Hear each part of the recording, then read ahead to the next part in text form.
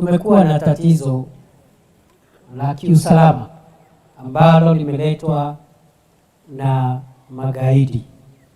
Kwa muda wa miaka zaidi ya 10 tumepata mapigo hapa na pale kutokana na magaidi ambao wanajisingizia mambo ya dini, wakijifanya ni mambo ya dini, sana sana dini ya Kiislamu.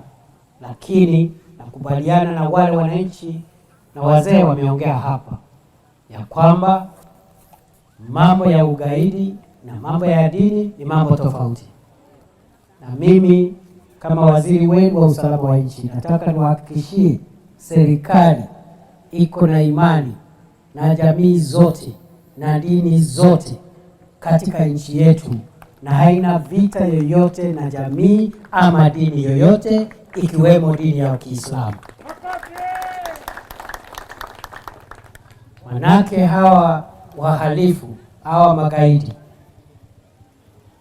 wengine wamejificha nyuma ya dini ya Kiislamu wakijisingizia ni Waislamu, lakini vile vile tumeona magaidi wengine wamejificha nyuma ya dini ya Ukristo na kufanya maafa makubwa hata zaidi, wakijifanya wao ni Wakristo vile vile.